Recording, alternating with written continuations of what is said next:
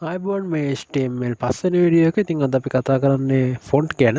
ඉතින් අපි කලින් වීඩියෝස් වලදී ගොඩක් ටැග්ස් ගැන කතා කරා. ඉතින් අයිඩියා ගන්න ඕන නම් කලින් වීඩියෝස් ටිකක් බලන්න. ඉතින් මේ වීඩියෝ එක බලන්න කලින් subscribe නැත්නම් subscribe කරන්න. ඉතින් ෆොන්ට් ටැග් ගැන කතා කරොත් එහෙම යම්කිසි වචනයකට යම් වෙනස්කම් කිරීම සඳහා කලර් එක මාරු කරන්න, ෆොන්ට් එකේ ෆොන්ට් ස්ටයිල් එක මාරු කරන්න, ෆොන්ට් සයිස් එක මාරු කරන්න ෆොන්ට් ටැග් එක පාවිච්චි කරනවා සහ ඒකේ ඇට්‍රිබියුට්ස් පාවිච්චි කරනවා. ඉතින් අපි බලමු කොහොමද ෆොන්ට් ටැග් එක පාවිච්චි කරන්න කියලා. අපි පේජ් එක ඕපන් කරගන්නවා නෝට්පෑඩ් වලින්. ඊට පස්සේ අපි ඒකේ ටයිටල් එක විදියට දෙනවා ෆොන්ට් කියලා. ඊට පස්සේ අපි අපේ ටැග් එක ෆොන්ට් කියලා යොදා ගන්නවා. ඒ වගේම මේකේ ක්ලෝසින් ටැග් එකක් දානවා. ඊට පස්සේ ටැග් දෙක අතරේ මම ලියනවා මේ වගේ වාක්‍යයක්.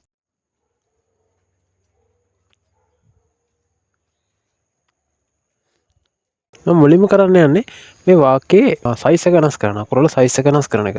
මුලින්ම දෙනවා සයිස් එක 10ක් කියලා. හරි ඒක මේ විදිහට තමයි පේන්නේ. අපි සයිස් එක 5ක් කියලා දීලා බලමු. එතකොට පේනවා සයිස් එක වෙනස් වෙලා යනවා කියලා. හරි අපි ඊළඟට බලමු ෆොන්ට් එකේ කලර් එක කොහොමද චේන්ජ් කරන්න කියලා. අපි මුලින්ම කලර් කියලා ටැග් එක ඇතුලේ ලියලා අපිට අවශ්‍ය කලර් එක ඒකට දෙනවා. ඒක දෙන්නේ උඩුකම ඇතුලේ. මුලින්ම රෙඩ් කියලා දීලා බලමු. හොඳයි අපේ කලර් එක චේන්ජ් වෙලා තියෙනවා. ඒ වගේම අපිට මේකට වෙනස් කලර් එකක් දෙන්නත් පුළුවන්. හරි අපි ඊළඟට බලමු කොහොමද ෆොන්ට් එකේ ෆොන්ට් ස්ටයිල් එක නැත්නම් ෆොන්ට් ෆේස් එක චේන්ජ් කරන්න කියලා. ඒකෙත් අපි යොදන්නේ ෆේස් කියලා. ෆේස් කියලා අපි ඒකට දාලා ෆොන්ට් නේම් එකක් දෙන්න ඕනේ. ඉතින් Microsoft Word වල පාවිච්චි කරන ඕනම එකක් මෙතනට දෙන්න පුළුවන්. Times New Roman, Calibri, Arial වගේ නම් වලින් තියෙන ඕනම එකක් අපිට දෙන්න පුළුවන්. දැන් මෙතනදී අපි Arial කියන ෆොන්ට් ෆේස් එක දීලා බලමු. හොඳයි මේ විදිහට වෙනස් වෙනවා ඔයාලා බලා ගන්න පුළුවන්. අපි බලමු අකුරට යොදන්න පුළුවන් තවත් අලුත් ටෙක්ස්ට් මොනවද කියලා. ඒ වගේම අපි කිව්වොත් එහෙනම් අපි මොකක් හරි වචනයක් දෙනකොට අපිට ඒකදී යම් යම් දේවල් වෙනස්කම් සිදු කරන්න යනවා වචනෙට. උදාහරණයක් විදිහට අපි ජලයේ රසායනික විද්‍යාත්මක නාමය H2O කියලා ලියන්න අවශ්‍ය වුණොත් එහෙම මෙතන H2O කියලා ලියුවොත් එහෙම මෙතනදී ගැලපෙන්නේ නැහැ. මෙතනදී මෙතන 2 කියන ඉලක්කම අපිට H වලට යටින් යෙදෙන්න ඕන.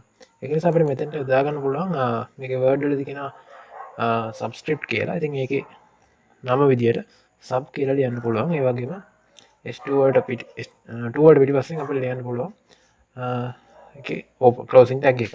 සේව් කරාට පස්සේ අපිට බලන්න පුළුවන් මේ විදිහට තමයි ඒක පේන්නේ.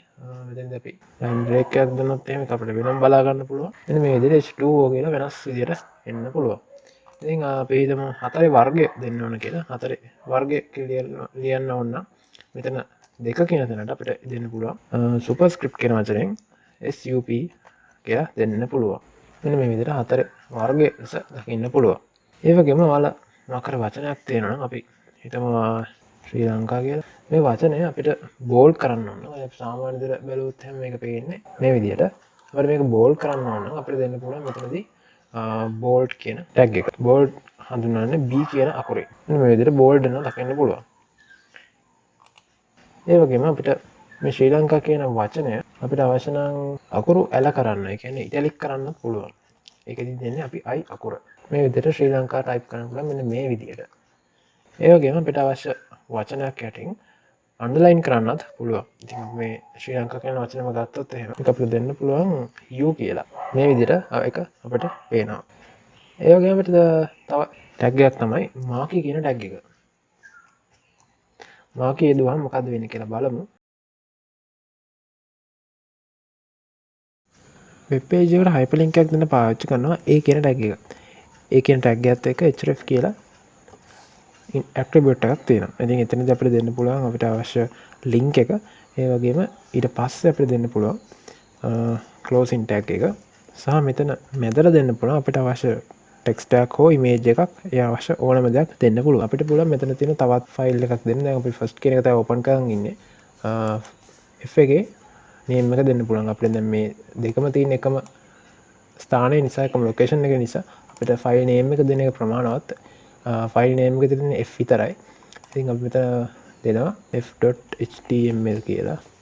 දෙන්න ඕන නමක් new file කියලා. ඔයාලට පේන්නේ මෙන්න මේ new file කියන වචනය. එතකොට මෙන්න මේ විදිහට තමයි ඒක පේන්නේ. අපිට පුළුවන් මෙතන අනිත් තැන් වලට වගේ නෙමෙයි පොයින්ටර් එක වෙනස් වෙනවා එතෙන්ට ගියාට පස්සේ. අපිට ක්ලික් කරාට පස්සේ අලුත් page එකක් open වෙනවා. ඒක මේ ටැබ් එකෙම ඕපන් කරන්න ඕන නම් මේ විදිහටම තියන්න පුළුවන්.